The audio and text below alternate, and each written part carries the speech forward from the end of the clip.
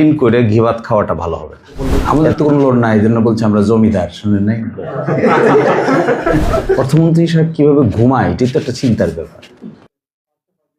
আমি তো জীবনেও ঋণ করে আমার বাচ্চারে ফুটবল কিনে দেব না, এটা আমি রাজি হব না। জগতের সব লোক রাজি হইলেও আমি কখনো রাজি হব না। আমার ছেলেটাকে অর্থমন্ত্রী তো বললে আপনাদের সবার লোন আছে, পার্লামেন্টে বললো আমাদের তো কোনো লোন নাই, এই জন্য বলছি আমরা জমিদার, শুনে নাই? প্রাইম মিনিস্টার পাশে থেকে বলছে এরা সব জমিদার। আর অর্থমন্ত্রী বলছে যে এই ঋণ করেন না তো ব্যাংক বানাইছেন কেন? তো ব্যাংক তো বানাইছি আমরা যে কারণে, এটা তো ওনারা নিয়ে যাবেন এখন। তো এটা সহজে বুঝি, আমি এতটুকু বুঝি যে ঋণ করে ঘিভাত খাওয়াটা ভালো হবে, এতটুকু আমি বুঝি। বাকিটার বুঝি না, এত টার্মিনোলজি ভাই যা বলছেন, স্যার যা বলছেন, এত কিছু এটা আমার সাবজেক্ট ম্যাটার না, যেহেতু এটা বুঝি না আমি ভালো করে। আর যা আলোচনা হয়েছে, যা শিখলাম এখন, তাতে অর্থমন্ত্রী সাহেব কীভাবে ঘুমায়, এটাই তো একটা চিন্তার ব্যাপার। তো হিউজ একটা চিন্তার ব্যাপার, এত টাকা, প্রায় স্যারের ভাষ্য মতে 24 ট্রিলিয়ন ঋণ মাথার মধ্যে। আবার দেখি উনি সুন্দর সুট টুট পরে পার্লামেন্টে আত্মীয় স্বজনে যাইতেছেন, বাজেট পেশ করবে। এটার মধ্যে তো 24 লক্ষ কোটি টাকা ঋণ, আর বাজেট হয়েছে এখন 9,38,000। ডেফিসিট বাজেট দেখতেছি এখানে 2,43,000, আর এনবিআর থেকে পাওয়া যাবে 6,95,000। বাকিটা কোথা থেকে আসবে? আমাদের দেশের ব্যাংক থেকে নিবে 1,27,000, আর বিদেশ থেকে আনবে 1,16,000। এই সব মিলে এটা ফুলফিল হবে, এরকম একটা ডিজাইন দেখা যাচ্ছে। এর মধ্যে আবার ঋণ পরিশোধ করতে হবে 1,27,000 কোটি টাকা।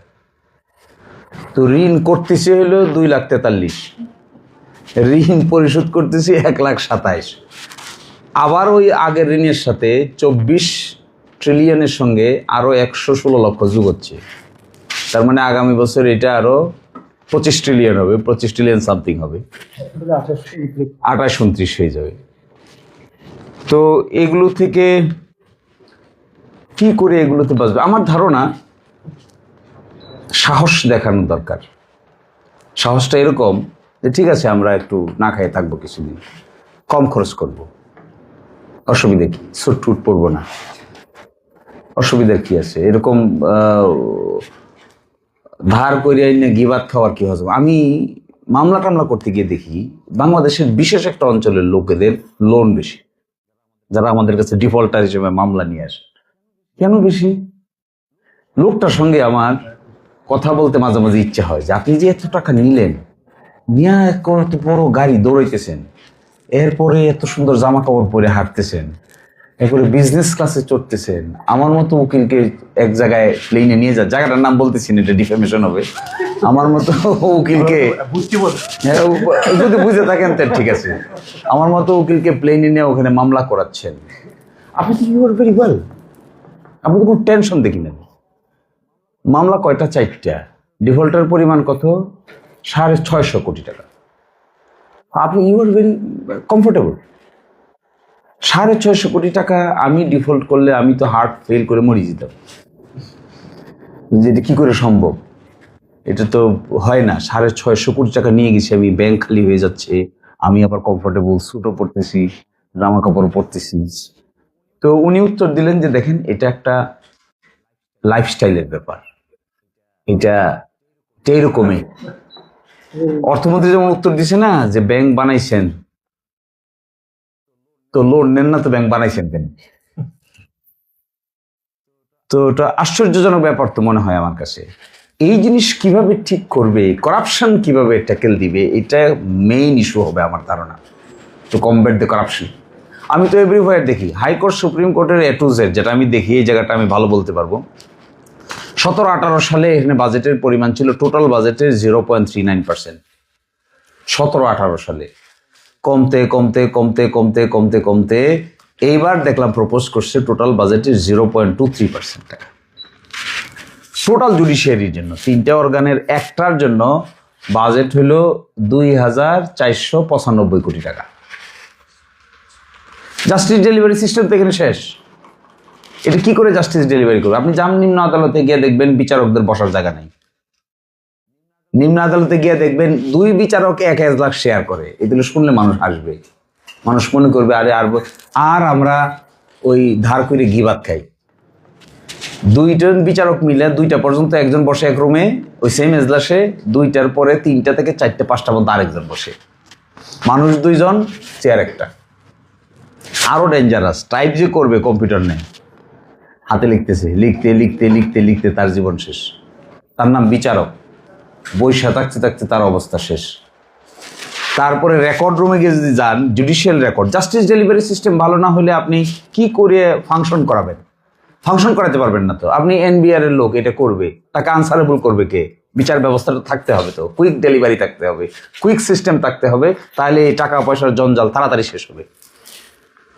ঋণ খেলাপিদের ঋণ আদায় হয় না কেন? এত মেকানিজম ক্রিয়েট করা এখানে, 2 বার 3 বার 4th বার 5ম বার 6ষ্ঠ বার আদালতে যাওয়া যায়।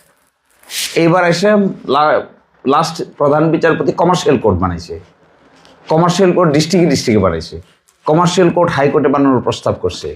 কোথায় বিএনপি এসে দিছে সব ডিলিট করে, একারে A to Z সব শেষ, সব কবে লাঙ্গল আর এক কবে লাকড়ি বানিয়ে দিচ্ছিল। তো জাস্টিস ডেলিভারি সিস্টেমের মধ্যে আমার তো মনে হয় কোনো সভ্য দেশে এগুলা নাই। টোটাল বিচার বিভাগের জন্য বাজেটের পরিমাণ হলো 0.23% অফ দ্য হোল বাজেট, নিম্ন আদালত উচ্চ আদালত মিলে। এবং এমন অবস্থা হয়েছে যে আমার ধারণা এমন হবে আজ থেকে 2-4 বছরের ভিতরে, যদি মেজর রিফর্ম না নেওয়া হয়, কেউ আর কোর্টে যাবে না। কেন যাবে? এক মামলা করলে শুরু হইলে শেষ হইলো তার 3য় জেনারেশনের সময়। মামলা করছে দাদায়, বিপদে পড়ছে বাবায়, চালাইয়ে যাচ্ছে সন্তানে। এক সময় জুতার তলি কিন্তু ক্ষয় হয়ে গেছে। 1-2টা রামিসাকে তুলে নিয়ে এটা করতে কি লাভ হবে? 1-2টা রামিসা এইরকম মামলা আছে 1250। একটাকে দ্রুত ধরে না ফাঁসি ফুসি দিয়ে শেষ হয়ে গেল, তো বাকিরা কি করবে? ফ্রাস্ট্রেশন জন্ম নিবে, তো হতাশা জন্ম নিবে। এবং এইটাকে কেন্দ্র করে জাস্টিস ডেলিভারি সিস্টেমটা এত নেগলেক্টেড, A to Z, এগুলোকে ঠিকঠাক করতে না পারলে শুধুমাত্র এই ফ্যাশনেবল কিছু কথা, কাউকে ফ্রিল্যান্সার বানাবেন, কাউকে ওই বানাবেন, কাউকে ওই বানাবেন, আচ্ছা করবেন, কিন্তু একটা কথা বলছেন না যে এই ইভলিউশনটা হবে 5ম বছরে, আসছে তো মাত্র। ভাঙা অর্থনীতি, আমরা জোর জবরদস্তি করে তাদেরকে তাড়াই দিয়েছি, ইন্টারিম গভর্নমেন্ট, তারপর একটা পলিটিক্যাল গভর্নমেন্ট। এখানে তো সব ঠিকঠাক নাই, কথা তো ঠিক না, নাই ঠিকঠাক না থাকাই তো স্বাভাবিক। তো ঠিকঠাক নাই জায়গাটাকে তিনি ঠিক করার দায়িত্ব নিয়েছেন। টাফ কাজ, আমার ধারণা ভেরি টাফ কাজ। খালি সমালোচনা করলেই তো হবে না, খালি সমালোচনা করে অযথা কথাবার্তা বললে কি লাভ হবে? আমার দায়িত্ব দিলে আমি তো পাগলই হয়ে যেতাম। ডেঞ্জারাস ব্যাপার তো এটা। এত কোটি টাকার ঋণ আমার পরিবারে দেখছি, আমি আমার ওয়াইফ, আমরা এক সময় 2জনে মিলে চাকরি কাজ করি, আমরা 2জনে মিলে 20 লাখ টাকা লোন নিয়েছিলাম এক গাড়ি কেনার জন্য। 3 বছরে 20 লাখ টাকা আমরা পরিশোধ করছি মাসে মাসে। প্রতি মাসে সাবজেক্ট ম্যাটার ছিল, আরে টাকা বাইরে যেতেছে, তাড়াতাড়ি দাও তাড়াতাড়ি দাও, দিয়ে দিই। 20 লাখ টাকা চিন্তায় ঘুম আসতো না। 20 লক্ষ টাকা আমরা নিয়ে নিছি এক ব্যাংক থেকে গাড়ি রেজিস্ট্রে। 2জনে চাকরি করি, তাও দিয়ে শেষ করতে পারি না। আর কি করে এই 24 ট্রিলিয়ন ঋণের বোঝা মাথায় নিয়ে বাংলাদেশের যাত্রা শুরু করতেছে ভদ্রলোক। স্টেমিনা তো খুব শক্ত ওনার, আমি তো দেখি ওনার nervous system is very strong. অস্বাভাবিক তো এটা। এই জায়গায় এসে আমার ধারণা যেটা করা দরকার, আমার সামারিটা হলো যেটা করা দরকার, করাপশন কিভাবে কমব্যাট করবে, that should have a very very implementable achievable policy. Corruption, how to combat corruption অসম্ভব। আমরা যারা গ্রামে বসবাস করি, কিছু রাজনীতির সঙ্গে জড়িত, আমরা দেখি কৃষক কার্ড দেয়, এই কৃষক কার্ড এটা আর কৃষকের মধ্যে নাই, এটা অন্য ক্লাসের মধ্যে চলে যায়। এটা অসম্ভব। কারণ কি, সব রাজনৈতিক দলের নেতারা মনে করে এই যে টাকাটা যাচ্ছে আমার চোখের সামনে দিয়ে, এটার মধ্যে তো আমারও ভাগ আছে। এবং এই ভাগটা ইমপ্লিমেন্ট করতে গিয়ে এমন ফিউরিয়াস হয় যে কি যুক্তি, কি বুদ্ধি, কি দায়িত্বে আছে, কি নাই, এটা তার মাথায় আর কাজ করে না। তার কথা হলো, আপনি এমপি সাহেব, আপনি পাবেন, আমি কি? আসলে তো তিনি কেউ না, তো আমাকে পার্টিসিপেশন করতে দিতে হবে, ওই ফাইন্যান্সিয়াল পার্টে পার্টিসিপেট করতে দিতেই হয়।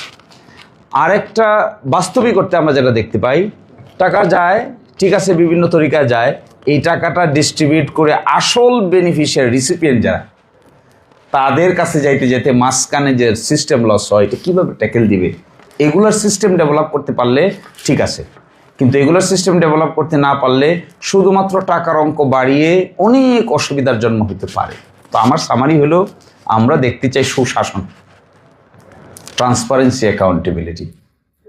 আর পরে কিছুদিন না খেয়ে থাকলেও আমার ব্যক্তিগতভাবে কোনো অসুবিধা নেই, কিন্তু ট্রান্সপারেন্সি অ্যাকাউন্টেবিলিটি সিস্টেমটা যদি ডেভেলপ করে, এইবার 938 কোটি টাকা, কিছু না হয় ডেফিসিট আছে, অনেক 2,34,000 টাকা লক্ষ কোটি টাকার ডেফিসিট আছে, আগামী বছর আরেকটু ফিল আপ হবে, আগামী বছর তারপরে আরেকটু বাড়বে, তার বছর আরেকটু বাড়বে, তার বছর আরেকটু বাড়বে, তখন তো এটা 9,34,000, 10,34,000 তো কালেকশন হতে পারে, 34 লক্ষ হোক না, কিন্তু টাকাটা যাবে কি করে পরে? এই সিস্টেমেটিক ডেভেলপমেন্টটা যদি আমরা দেখতে পাইতাম, আমি ব্যক্তিগতভাবে খুবই খুশি হইতাম। নো ম্যাটার কে সরকারে থাকলো, এটা নিয়ে আমার খুব কনসার্ন না। আমার ধারণা আমরাও যদি সরকার চালাইতাম, এইটাও আমাদের জন্য বিরাট চ্যালেঞ্জ হইতো টু কমব্যাট করাপশন। কারণ করাপশনের লেভেলটা এভরিওয়্যার, কোর্ট কাছারির এ টু জেডে যা দেখি আমি, করাপশনের লেভেল সর্বনাশ। সিস্টেমেটিক রিফর্ম ছাড়া, যে রিফর্মের স্বপ্ন আমরা দেখেছিলাম, যে রিফর্মের স্বপ্ন নিয়ে দীর্ঘদিন পর্যন্ত আমরা নাড়াচাড়া করেছি, এইটা এমন একটা ইন্টিগ্রেটেড সিস্টেম, এক জায়গায় বাদ দিয়ে আরেক জায়গায় টাকা নিয়ে টানাটানি করলে লাভ হবে না বেশিক্ষণ। এই ইন্টিগ্রেটেড সিস্টেমটার মধ্যে তো পরিবর্তনটা আনা গেল না। সুপ্রিম কোর্ট সিস্টেমের মধ্যে, লোয়ার জুডিশিয়ারি, আপার জুডিশিয়ারি, জাস্টিস ডেলিভারি সিস্টেমের মধ্যে ঘুষের বাণিজ্য আর দুর্নীতির পাটটা যদি সরাইতে হয়, তাহলে যে রিফর্ম করতে হবে, এটা রিফর্ম করা খুব সাহসের ব্যাপার। বেটার হবে যে মেকানিজমটাকে ইউজ করে টাকাটা যাবে, এই মেকানিজমটাকে কিভাবে ট্রান্সপারেন্ট করা যায়, এটা যদি ওনারা করতে পারেন, ডেফিনেটলি বাংলাদেশ আগাইতে বাধ্য হবে। আমরা তো আছি, থাকবো, সবাই একসাথেই থাকবো। একটু মতদ্বৈততা আছে, থাকুক না মতদ্বৈততা, কিন্তু গুড গভর্নেন্স হবে, ট্রান্সপারেন্সি, অ্যাকাউন্টেবিলিটি হবে। ওটার সঙ্গে আমার মতদ্বৈততা কি? ওটার সঙ্গে আমার কোনো মতদ্বৈততা নেই, থাকবেও না, কোনোদিনই থাকবে না। কিন্তু যদি এই টাকাটাকে করাপশন ফ্রি হিসেবে আয় এবং ব্যয়ের মেকানিজম বের করতে পারেন, আমার ধারণা আমাদের বিরোধী দলেরও এই জায়গায় যথেষ্ট ঘাটতি আছে। আমরাও এমন কোনো স্ট্রাকচারাল চেঞ্জের বাস্তব রূপ দিতে পারি নাই, যে রূপটা দিলে পরে এই পরিবর্তনটা গ্রহণীয় হবে বা অ্যাচিভেবল হবে। এখানে মনে হয় ইন্টেলেকচুয়াল এক্সারসাইজের ঘাটতি আছে। We all should engage our intellectuality. খালি গভর্নমেন্টকে দুইশো তো লাভ হবে না, গভর্নমেন্ট তো আমাদেরই অংশ। থ্যাংক ইউ সবাইকে।